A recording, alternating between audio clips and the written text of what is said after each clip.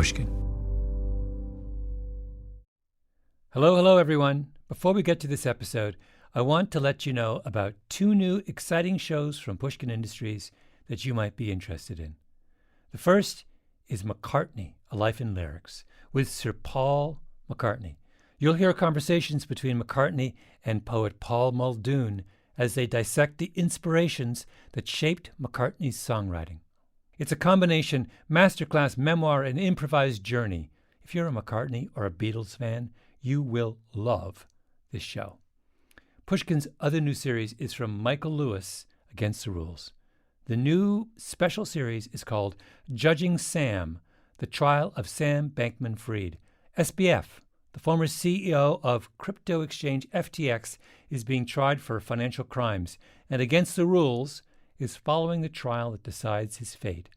So go ahead, listen to McCartney, A Life in Lyrics, and Against the Rules, wherever you get your podcasts. You can also unlock exclusive binge listens and ad-free listening for these shows on their Apple Podcast show pages or at pushkin.fm/plus.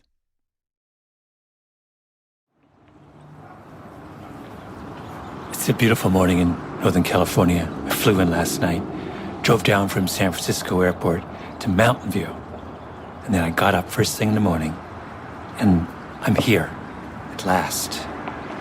391 San Antonio Road. In the heart of Silicon Valley, on the wall of an office building, there's a small plaque, and next to it, a chart, a family tree of companies, dozens of them. National Semiconductor, Fairchild, Varian, Intel. It's the kind of display you could easily miss if you weren't looking for it. Which is a shame, because it's a monument to the origins of one of the greatest technological revolutions in human history. It's an office building on a 6-lane road, kind of a main thoroughfare through Mountain View. Apartments on one side, office buildings on the other. I think 391 might be a Facebook building. I think I read that somewhere. But back in the day, it was just a little Quonset hut on this site, a little wooden structure and big windows out front with a sign over the door. And I just want to read you the plaque that is on the front of the building today. Birthplace of Silicon Valley, 1956. At this location, 391 San Antonio Road, the Shockley Semiconductor Laboratory manufactured the first silicon devices in what became known as Silicon Valley. Some of the talented scientists and engineers initially employed there left to found their own companies, leading to the birth of the silicon electronics industry in the region. Hundreds of firms in electronics and computing can trace their origins back to Shockley Semiconductor. Here's my question that brought me all the way from New York City to this building in the middle of Silicon Valley. Why was Shockley Semiconductor Laboratories here on San Antonio Road? Of all the places in America, why did Silicon Valley start right where I'm standing? Dun, dun, dun, dun, dun, dun. My name is Malcolm Gladwell. You're listening to Revisionist History, my podcast about things overlooked and misunderstood. This episode is about how the long, narrow valley that lies between the Santa Clara Mountains and San Francisco Bay became the epicenter of the modern age.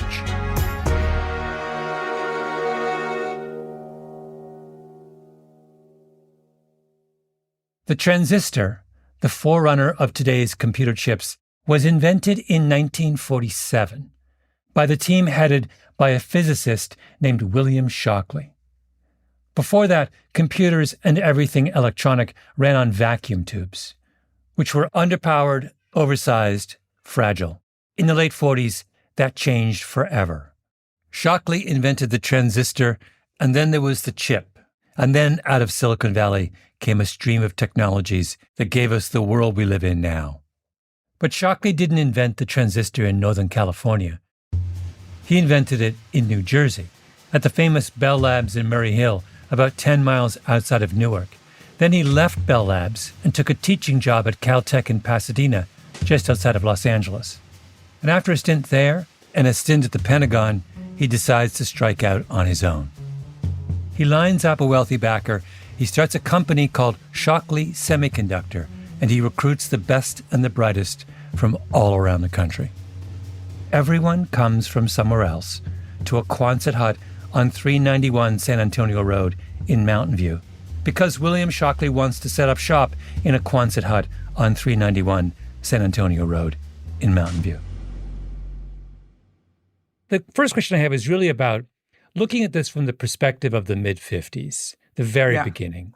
Yeah. If you and I were having a conversation in 1955 and we were told a computer revolution was coming in the United States, and I said to you, Anno, where do you think that revolution will take place?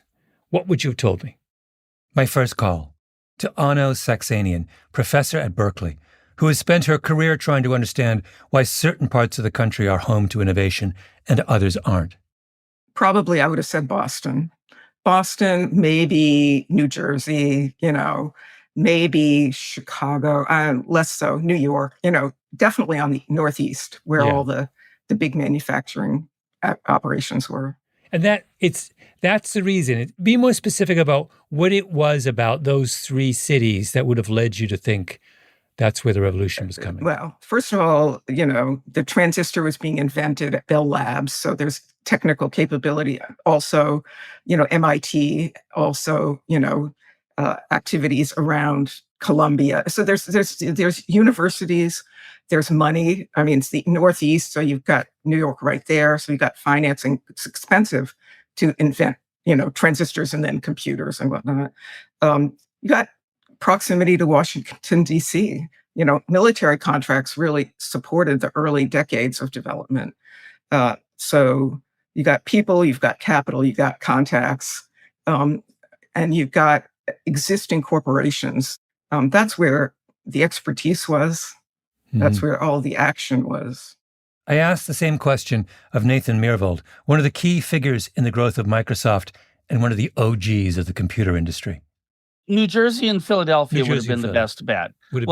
Von Neumann would still have been at Institute for Advanced Study, and he was super involved. Aronoff and the team that built ENIAC were at University of Pennsylvania, and Bell Labs was there. It also had RCA and Sarnoff Labs. Oh, wow. So the Sarnoff Labs of RCA are in Princeton, New Jersey. And that was where David Sarnoff was sort of ruling the roost technically in radio. And that was a big, big, big, big deal. So that's where you would have thought it was, because it was already the center of a ton of both radio and electronics and computing. Now, there are a few theories out there about why Shockley chose to set up in the Santa Clara Valley. One that might seem obvious is that right next door to Mountain View is Palo Alto. And Palo Alto is the home of Stanford University, a world-class institution spitting out one brilliant mind after another. But you're thinking of today's Stanford. I want to talk about Stanford for a moment. Why are you rolling your eyes? Because Stanford always gets all the attention. And it became very important. In the 50s, it was not important. It was kind of a hick regional place. So it can't have been the important institution. MIT was way ahead at that time. The whole thing makes no sense. When he's thinking of setting up his startup, Shockley crisscrosses the country. He goes to see one of the Rockefellers. He visits the leading electronics companies of the day. He combs through their financial statements. He does a comparison of the cost of living in Cambridge, Washington, D.C., and Michigan. Yale says, we'll give you everything you want. Bell Labs says, come back. Everybody wants him.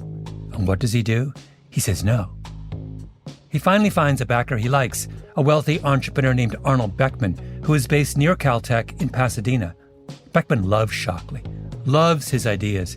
Beckman's company makes sophisticated scientific equipment. He has resources, infrastructure, skilled technicians. He says to Shockley, set up here in Pasadena. My guys can help out. I want you here. Shockley already knows Pasadena. He literally worked at Caltech. His benefactor, the man giving him all his money, wants him to be there.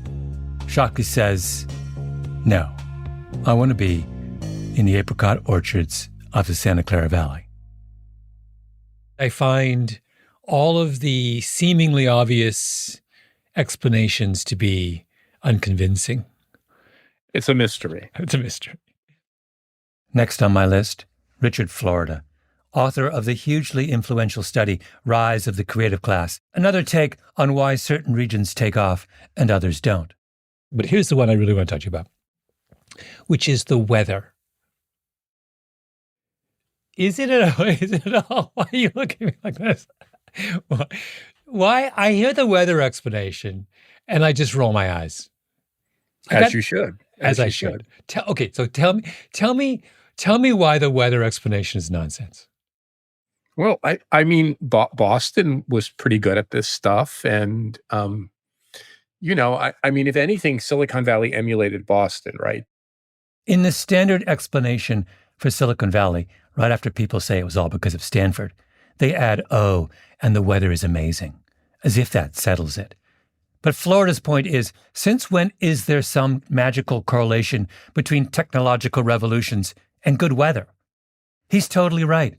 I have to say, the weather argument has always driven me crazy.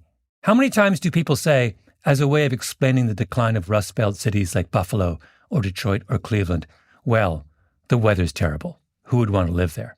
Meanwhile, north of the border, directly on the other side of Lake Ontario, there are two of the most successful tech hubs in the world, Toronto and its sibling down the road, Waterloo, which have exactly the same weather as Detroit, Buffalo, and Cleveland. I was a professor at Carnegie Mellon for nearly 20 years. And, we were trying to figure out why Pittsburgh had not turned into a tech hub of the sorts of Boston, Cambridge, or Palo Alto, the Bay Area, Silicon Valley Bay Area. And then somebody said to me, well, one of our peer institutions is Waterloo. You should look at them because they're really good. Yeah. And the weather in Waterloo, as someone who grew up outside of Waterloo, is atrocious. It's not great. I was just there. It's freezing. I was like, what? It's not the weather. And I was thinking, your good friend, Bill Gates, drops out of Harvard because he wants to start a software company, but doesn't go to Silicon Valley, goes home to Seattle. When I was talking to Nathan Myhrvold, Microsoft came up, naturally. Microsoft is the reason Seattle turned into a major tech hub. That's why Amazon's there. But why was Microsoft in Seattle? The story on that is very funny. What's the story? He and Paul started the company, Microsoft that is, in New Mexico because the first PC company was in Albuquerque. He being Bill Gates, Paul being his co-founder, Paul Allen. They were high school friends from Seattle. And so they literally went across the street from this first PC company and rented some space, and they started Microsoft. Well, within a few years, that company had gone under, and Microsoft was doing super well. And so Bill sort of characteristically does this big analysis and decides they had to be near either O'Hare Airport or Dallas-Fort Worth Airport, because from those airports, you could get to anywhere in the United States with a commercial, because no one's thinking private aviation back then. You could get there and get back and be more efficient. Yeah. And Paul says, God, the weather's terrible, those places. Let's just go home. Exactly. Paul Allen tells his Microsoft co-founder Bill Gates that they shouldn't move to Chicago or Dallas. They should go home to Seattle because the weather's better there. And you and I both know the weather in Seattle is not better. It's terrible. It does nothing but rain. And by the way, since when does a software programmer care about what the weather's like? They never go outside. I think about this mystery every time I go to Northern California. You land at San Francisco Airport. You drive south down the 101. Fog everywhere. Traffic is appalling. Strip malls on one side, bad office buildings on the other. And Stanford. Enough already about Stanford. It's supposed to be this crown jewel. Have you ever been there? It looks like someone gave $1 billion to Taco Bell and said, build me a university. Democracy had as its crucible Athens. The Renaissance had Florence. The Impressionists had Paris. The digital age has Best Buy and In-N-Out Burger. I don't get it.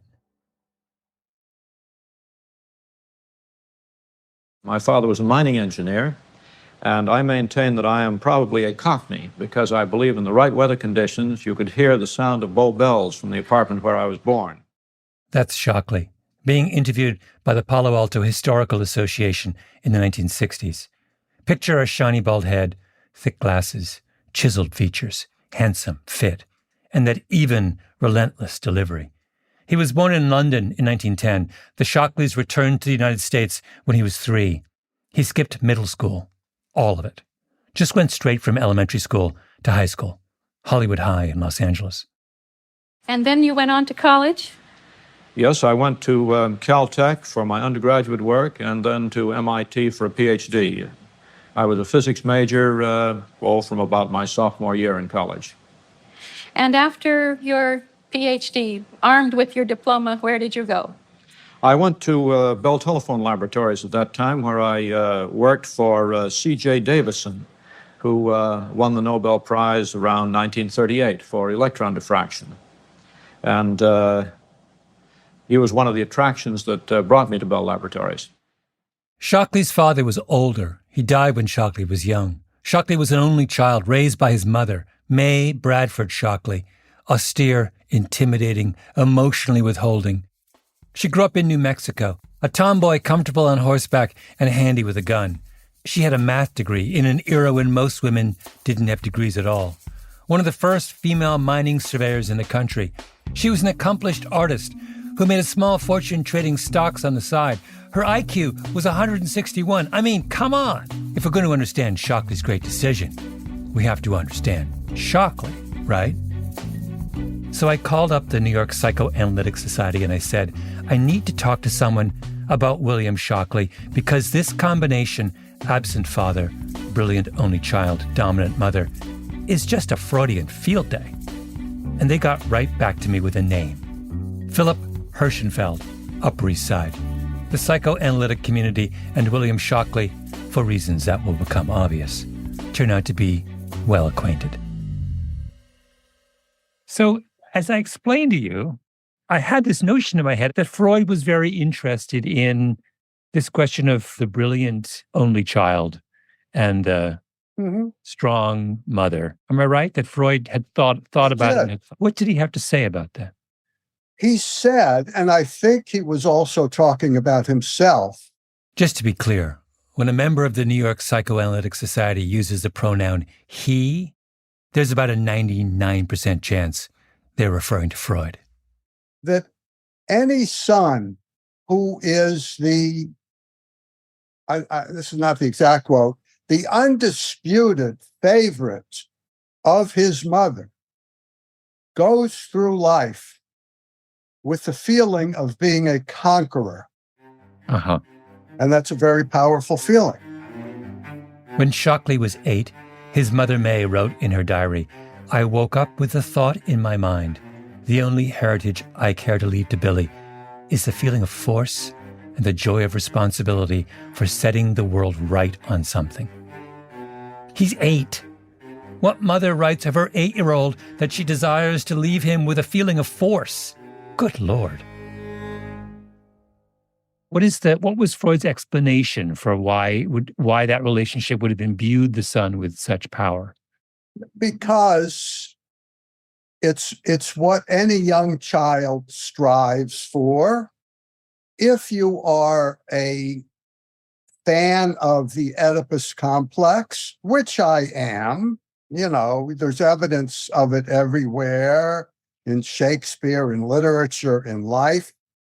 That young child has the feeling of conquering, of overpowering his father, perhaps, and basking in this love. Mm-hmm. And there are many examples of that in history. So, yeah, I think it can be a very powerful feeling. So we have this brilliant mother who is a little emotionally reserved. The son, Shockley, is handsome, unbelievably brilliant. I mean, everyone, Right. I mean, beyond, he said his first word at 4 months, that kind of right from the get-go kind of brilliant. Yeah. Unbelievably competitive and self-confident, a champion athlete. To this day, there's in the you're not a mountain climber, are you? There's a mountain range. I live right near the Gunks. Oh, the Gunks. Do you know about Shockley's Cliff? Yes, I do. I know Shockley's about Ceiling. Shockley's Ceiling. The Shawnagunks are a mountain range in the Catskills, just outside of New York City. Shockley conquered a particularly challenging rock formation there, and immediately they named it after him. Literally, there is no mountain he cannot climb. There's a really wonderful biography of Shockley written some years ago by Joel Shurkin, Broken Genius, which begins with the sentence, "I believe that William Shockley was, in terms of practical impact on the world, one of the most important scientists of the 20th century." And then Shurkin goes on to convince you why that's true. And here's the strange thing. The most compelling chapter of the book is not the part about Shockley's role in the invention of the transistor, arguably one of the one or two most important innovations of the 20th century. No, it's the chapter on what Shockley did during the Second World War. It's insane. Basically, he's working at Bell Labs, then the premier industry research and development organization in the world, and the government comes to him just before the war and says, "Hey, we're doing some interesting things with uranium. Do you think it might someday be possible to generate power from nuclear fuel?" 2 months later, Shockley comes back and says, "Here you go. This is how you do it." Word gets around that there's this genius in New Jersey, and so he signs on as the kind of problem solver in chief with the Secretary of War. He gets an official pass from the government that allows him to board any commercial flight, and over the course of the Second World War, he flies all around the world solving problems. The Navy says, "We're having trouble hitting German submarines with underwater explosives. Can you help?" Within 2 months, Shockley has increased their hit rate by 500%. Shurkin estimates that Shockley's ideas about protecting the Navy's ships saved thousands of lives in the North Atlantic. Some of you may remember the series we did at Revisionist History about Curtis LeMay's firebombing campaign of Japan at the end of the Second World War. Who flew to the South Pacific to teach bombing crews about how to use radar during night attacks? Shockley. I could go on. He's the guy who writes one of the crucial memos proving that many, many more millions of lives would be lost if America invaded Japan at the end of the Second World War than if it dropped the atomic bomb on Hiroshima and Nagasaki. After the war ends, the Pentagon won't let him go. They've never met anyone like him before. Then, he helps invent the transistor, wins the Nobel Prize, has the idea to start the original computer-age startup, and crisscrosses America, convincing one brilliant mind after another to join his new venture. This dynamic genius walks into the labs of 20-something graduate students across the country and announces, "I am Shockley. I am here representing the future." Here's the physicist Victor Jones remembering his first contact with Shockley. Everyone, by the way, who met Shockley remembers the first time they met Shockley. I was in my working talks in the lab, but Shockley said, "Why don't you go get cleaned up and we'll go off for lunch?" And we went off for lunch at the Fairmont Hotel for a starting graduate student. Yeah. That was a bit of a shock, but it was probably the most intense afternoon of physics that I've had in quite a long time. They talked for 7 hours. Then Shockley was off to jump on a plane or a train to recruit another young talent. Here is Jay Last, another of Shockley's best and brightest, in an interview with the historian David Brock. Yeah, personally visited me at MIT, and I was telling him some of the problems I was having with my doctoral work, and he just figured it out in a second. Really? Just an unbelievable mind. So that must have impressed you greatly. Yes. Yeah. And so then I went down to visit him, and another visit in Washington at the Cosmos Club. And he said, "Come down and join me for breakfast." So I took a night train down there, and here we were sitting at a table with like Admiral Rickover, every man Vannevar Bush. Everybody I'd ever heard about was sitting at that table having breakfast with Shockley. And so it was quite overwhelming. Overwhelming. Admiral Rickover was one of the most famous military figures of his day, the pioneer of nuclear propulsion. Vannevar Bush was, and there's no better way to put it, the king of American science at the time. That was just breakfast. There are countless stories like this. Here's a young physicist named Julius Blank, who Shockley summoned to meet him at Newark Airport between flights. Did he describe to you then or early on in the whole conversation about what he wanted to do with Shockley Semiconductor? Not really. I didn't think he knew. His main thrust was silicon. He wanted to focus on silicon and in ways to make devices out of it. They weren't sure whether they were going to do alloying or diffusion, but they were exploring to find out what the best way was. They didn't even know what to make, even, just to make it a transistor with silicon. At the time, most people were trying to make computer chips out of something called germanium, which is far inferior to silicon, not to mention that Germanium Valley doesn't sound nearly as glamorous.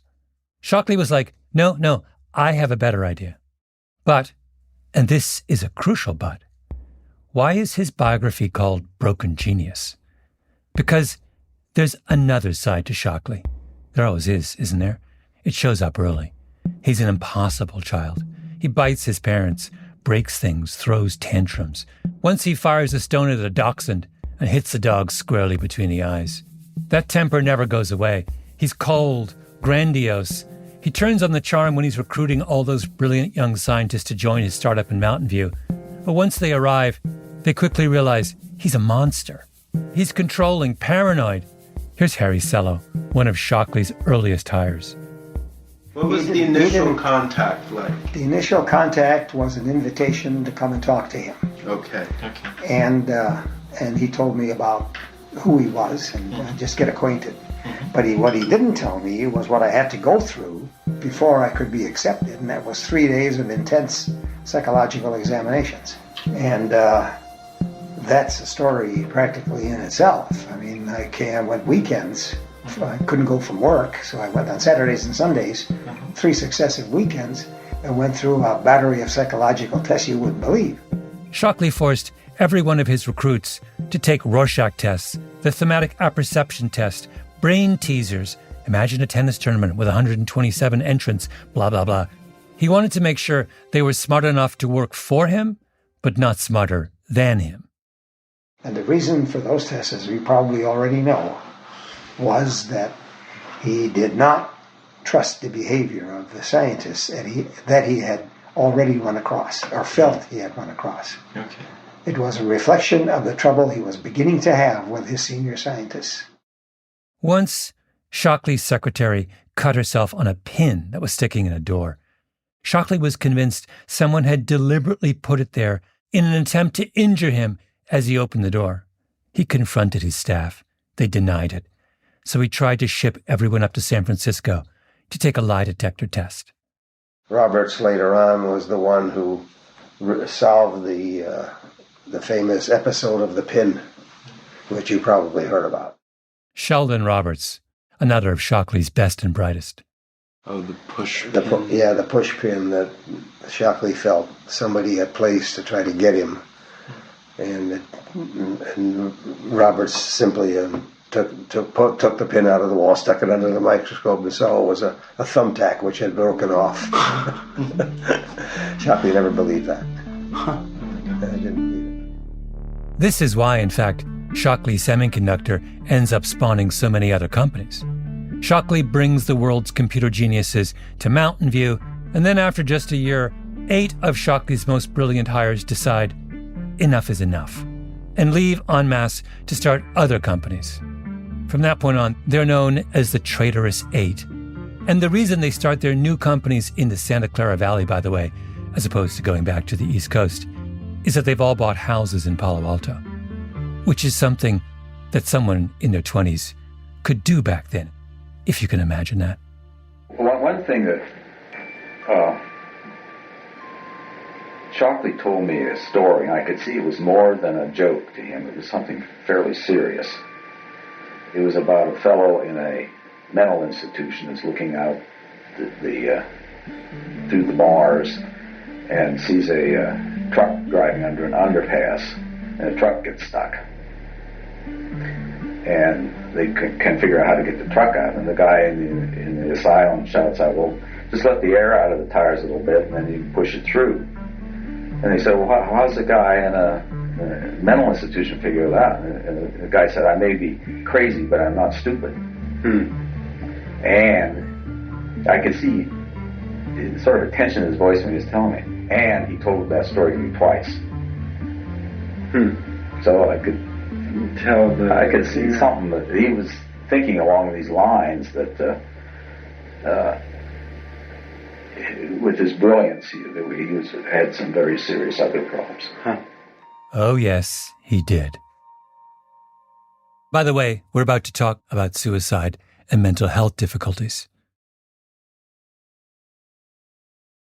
So let me tell you what I think some of the foundations of his personality might have been. Back on the couch with Dr. Hirschenfeld. Number one, the genius level intellectual endowment.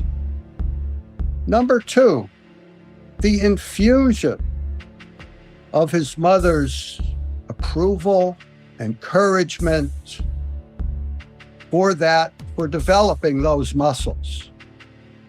Number three, one of the reasons she homeschooled him was because he had uncontrollable temper tantrums. Now, what's that about? Lots of kids have temper tantrums, but they're not to that degree that it keeps them out of school, at least for some period of time.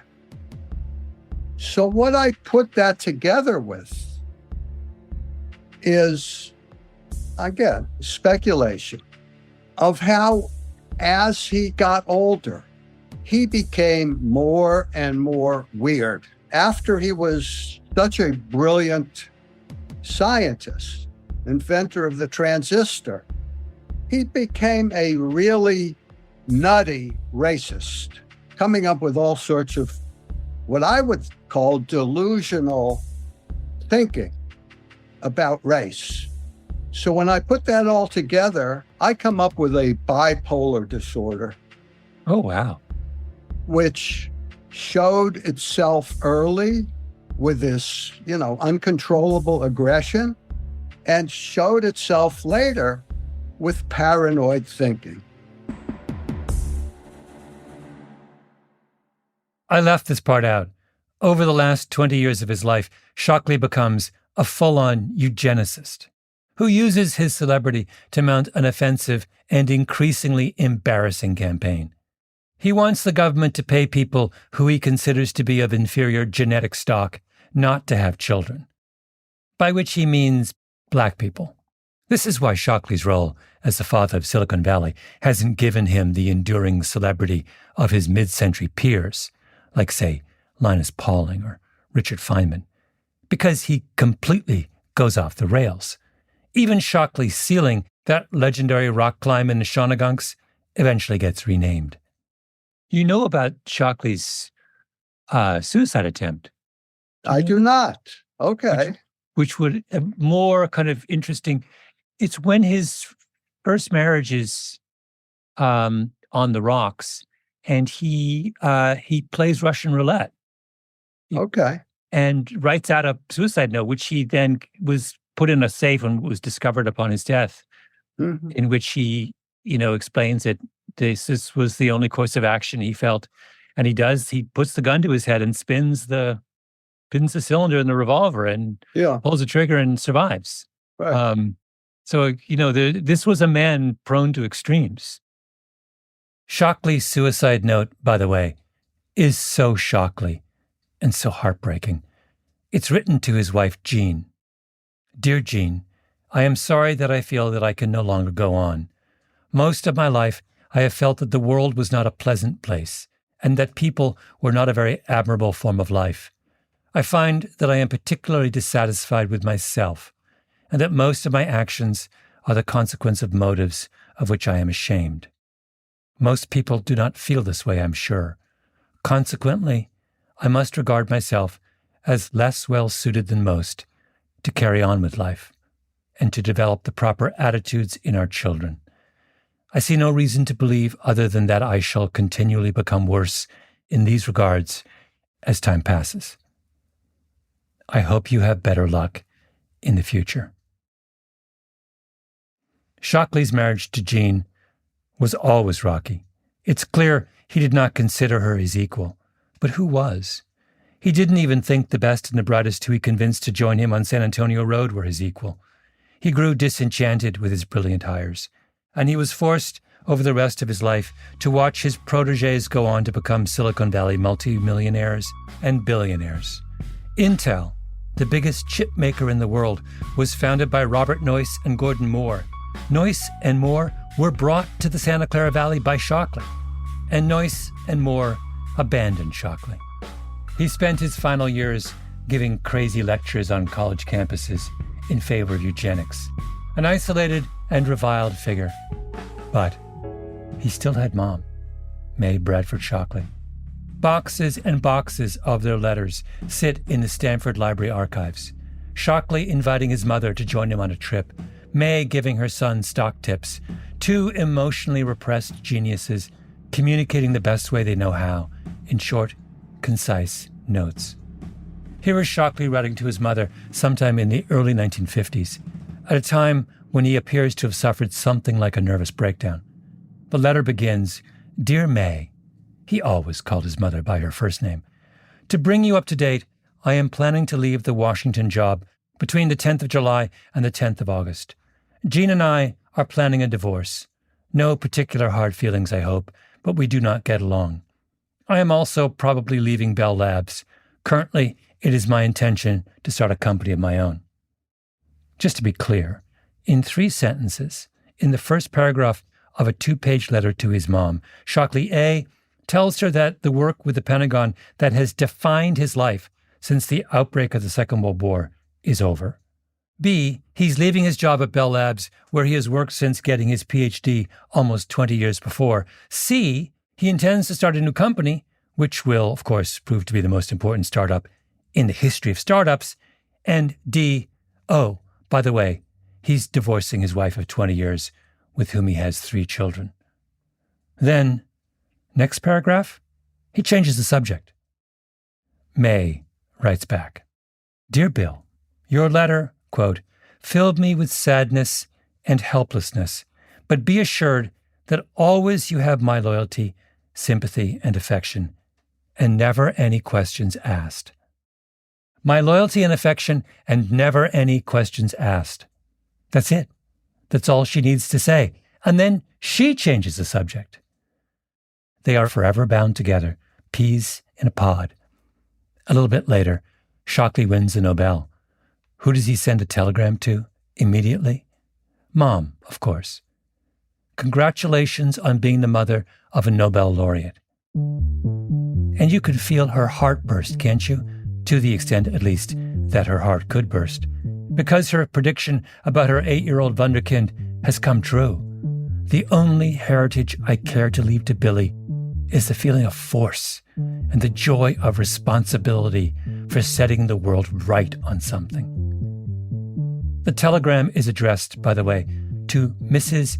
W.H. Shockley, 261 Waverly Street, Palo Alto.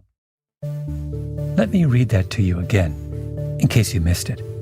261 Waverly Street, Palo Alto, California. William Shockley's mother, May Shockley, lived in Palo Alto. You could walk from her house to 391 San Antonio Road, where Shockley so mysteriously chose to launch his revolution. Why did the Santa Clara Valley become the birthplace of the computer age? Because someone wanted to be close to Mom. So let's now turn to what interests me the most, which is this whole episode is an attempt to make sense of this hugely consequential decision Shockley makes, which is to site his new enterprise, Shockley Labs, in Mountain View, Palo Alto, basically. Mhm. And rationally, it makes no sense. The last place you would start a semiconductor company, if you were rational in 1956, is Palo Alto. Mhm. And the only thing that's in Palo Alto is his mom. Oh. Is that all? Well, I'm reminded of a paper I read years ago, and I can't remember where it was. But a couple of psychologists started studying the histories of virtuoso pianists and violinists. And they found one thing in common throughout all of them, and only one thing, which is that when they were young children, when they were practicing, their mothers sat with them. Oh, really? Yeah, really. Now, that doesn't mean if your mother sits with you, you're going to turn into a Yasha Heifetz, because you also have to have the gift. But your mother sitting with you does a lot to bring out that gift. Yeah. To win her approval, to win her admiration.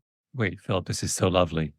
So here we have a man taking the biggest risk of his career. He's just won the Nobel, and he's putting it all on the line to strike out on his own, leaving Bell Labs, the most famous, well-funded.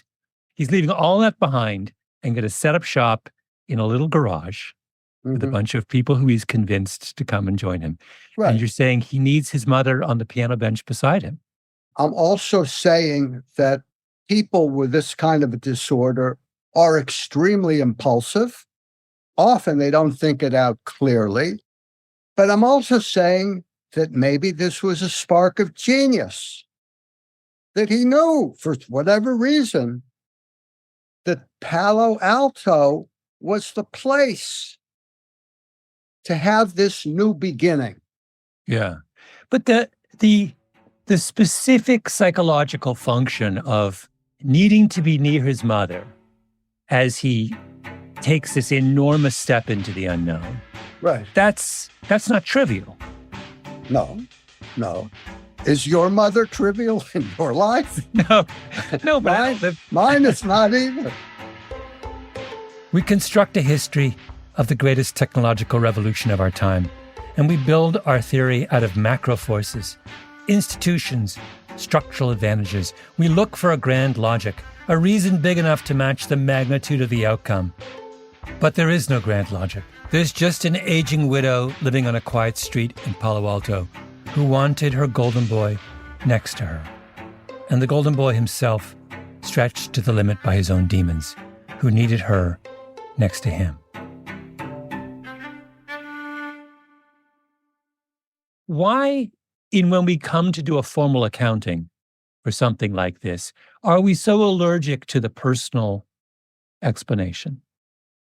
Because we want to ignore it, because that would apply to us also. And we want to paint a rational picture. We're in Palo Alto because of somebody's mother. This was Freud's biggest struggle. This is why he was not accepted in 1895 and why he is still vilified today. Because people don't like to think about their irrational side, their unconscious side, the fact that, yeah, we're smart, we're rational, we do all of these various things, but we also have an unconscious, which is full of sexuality and aggression. And who in their right mind would want to think about that? The shrine at 391 San Antonio Road is incomplete. Can we fix it, please? maybe in time for next Mother's Day. In the middle of the massive research campuses, the miles and miles of office buildings, the coders and engineers and technological wizards hunched over their laptops, we need a proper monument. A statue of May Bradford Shockley, front and center, on her horse, gun in hand, watching over her little boy. The grandmother of Silicon Valley.